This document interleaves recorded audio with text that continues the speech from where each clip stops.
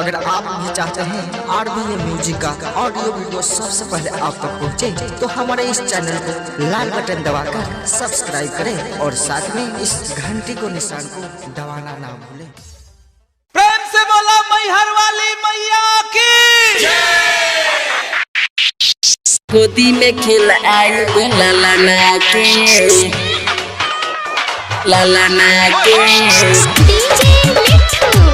देवी मैया हमर पूरा करे प्रेम से बोला शेरा वाली मैया की लाला ना के। हाँ 9 दिन नवरात्र करे सुनिए सोनिया राते हम देखनी सपना के हाँ 9 दिन नवरात्र करे सुनिए सोनिया राते हम देखनी सपना के। देवी मैया हमर पूरा करे अपना गोदी में खेल आई लालना के। देवी मैया हमर पूरा करे अपना गोदी में खेल आई लालना के।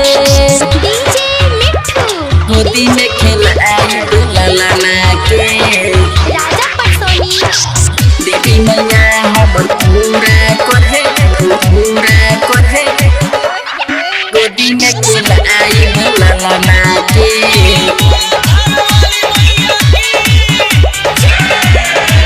9 दिन मैया खातिर अंगना पखारे गैया के गोबारा से घर लिपवा लेब। सातो मैया जब घर अपना आई है भल पर सदिया से भोगावा लगई है। 9 दिन मैया खातिर अंगना पखारे गैया के गोबारा से घर लिपवा लेब। सातो मैया जब घर अपना आई है फल पर सदिया से भोगावा लगई है। ये बारा है अब देखब चाहे कब सजा के रखे बम पालना के। देवी मैया हमर पूरा करे अपना गोदी में खेल आई लालना के। देवी मैया हमर पूरा करे अपना गोदी में खेल आई लालना के। गोदी में खेल आई लालना के। गोदी में खेल आई लालना के।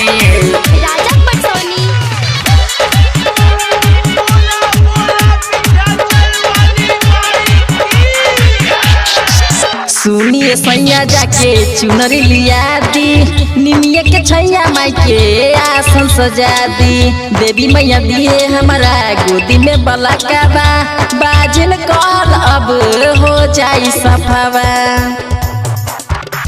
हाँ सुनिए सैया जाके चुनरी लिया दी निमिया के छैया माई के आसन सजा दी। देवी मैया दिए हमारा गोदी में बलकावा बाजन कहल अब हो जाई सफावा। सुनिए बिनय पिया तर बिना हमर जिया पूरा होई हमर रटना के। देवी मैया हमर पूरा करे अपना गोदी में खेल आई लालना के। देवी मैया हमर पूरा करे अपना गोदी में खेल आई लालना के। स्टार क्रिस्टल रिकॉर्डिंग स्टूडियो बसंत बाजार।